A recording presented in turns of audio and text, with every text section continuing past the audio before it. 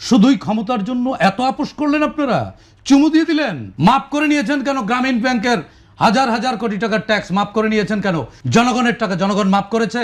কাউকে ছাড় দেওয়া হবে না, কিচ্ছু দেব না। তার মানে আপনি কি র্যাগিং করবেন, গ্রেপ করবেন? জনগণ তারেক রহমানকে প্রশ্ন করুক, জনগণ শফিকুর রহমানকে প্রশ্ন করুক। যদি প্রশ্ন বন্ধ হয়ে যায়, কাল্ট হয়ে যাবে। হাসিনার দিল্লি ছিল, আপনাদের দুই দলের কোনো দিল্লি নেই। আমার একেবারে রাগঢাক কোনো রাখার সুযোগ নেই। নির্বাচন কমিশন নমনীয় না, নির্বাচন কমিশন ব্যর্থ, অযোগ্য। নির্বাচন কমিশন তাদের স্ট্রেংথ দেখাতে পারেনি। কেন পারেনি সেটি একটি ব্যাখ্যা আমার কাছে আছে। যেমন সংস্কার একটি কবিতা, এর রচয়িতা প্রফেসর ডক্টর ইউনুস। কবিতা পড়তে ভালো লাগে, শুনতেও ভালো লাগে, কবিতার মতো জীবন হয় না।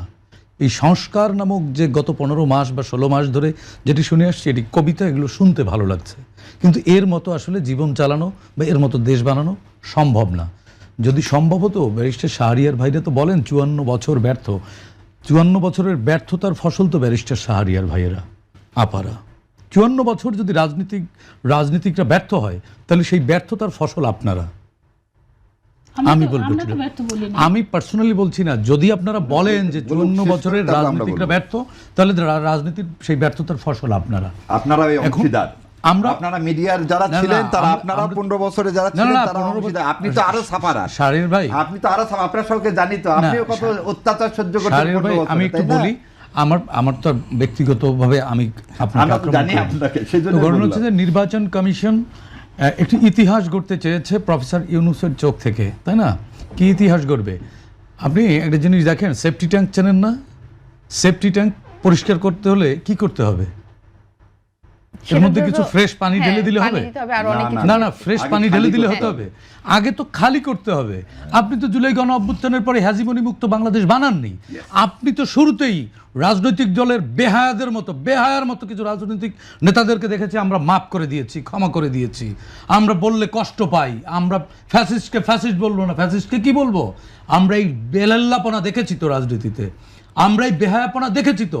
শুধুই ক্ষমতার জন্য এত আপোষ করলেন আপনারা, চুমু দিয়ে দিলেন, সাপের মুখে চুমু দিলেন। এই কারণে এই হেজিমনি মুক্ত অ্যাডমিনিস্ট্রেশন করা যায়নি। এবং সেই হেজিমনি নিয়ে কি ইতিহাস করবেন আমি জানি না। ইতিহাসের দুইটি চ্যাপ্টার, একটি কালো অধ্যায়, একটি সোনালী অধ্যায়। আমরা আলো যেহেতু কমে আসছে, সম্ভাবনা কমে আসছে, সুতরাং আমরা একটু অন্ধকারের দিকে এগোচ্ছি আমার কাছে মনে হয়। আরেকটি জিনিস, শাহরিয়ার ভাইয়ের একটি আলোচনা মানে শুনলাম না, আপার একটি আলোচনা শুনলাম যে কে নোট অফ ডিসেন্ট দিয়েছে আর কে দেয়নি। আরে ভাই, সংস্কার তো একটি কবিতা, এটি সম্ভব না, এটি আপনারাও পারবেন না, কেউ পারবে না। কবিতা লেখা সহজ, কবিতার মতো জীবন হয় না। এই সংস্কারের গল্প দিয়ে কিছু কিছু লোকের ভাগ্য বদল হয়েছে, কিছু কিছু লোক পুনর্বাসিত হয়েছে, কিছু কিছু বহুজাতিক পণ্য এখানে বিক্রি হয়েছে উচ্চ মূল্যে। রাজনীতিবিদদের লুটেরা বলে তারা লুটপাট করেছে, অনেকের এপিএস এর বিরুদ্ধে দুদকে অভিযোগ হয়েছে। আপনি ফতোয়া দিয়েছেন সততার, মাফ করে নিয়েছেন কেন গ্রামীণ ব্যাংকের হাজার হাজার কোটি টাকার ট্যাক্স? মাফ করে নিয়েছেন কেন? জনগণের টাকা জনগণ মাফ করেছে, আপনি মাফ করার কে?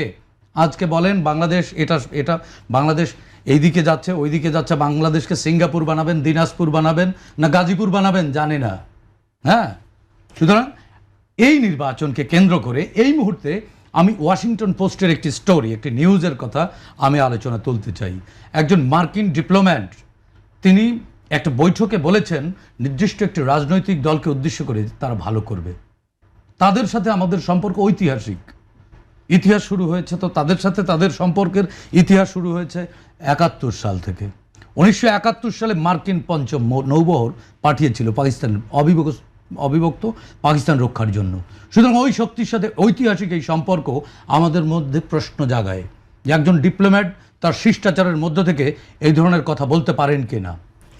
আবার একই সঙ্গে একজন সংসদ সদস্য তিনি তার নির্বাচনী প্রচারণায় এটি বলতে পারেন কিনা, এটি নির্বাচনী আচরণবিধিতে আছে কিনা, কাউকে ছাড় দেওয়া হবে না, কিচ্ছু দেব না।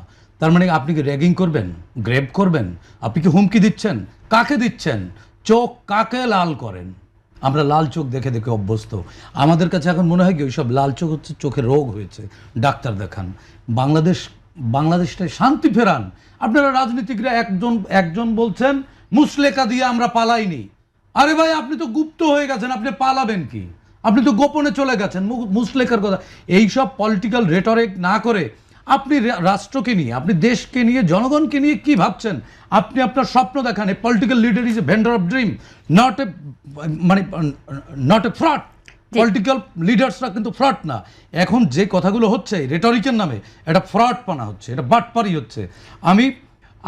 আমি একজন নাগরিক হিসেবে আমি মনে করি আপনি ভোটের মাঠে জনগণের মন জয় করার চেষ্টা করেন, হুমকি দেন কেন? পেছন দেখান কেন?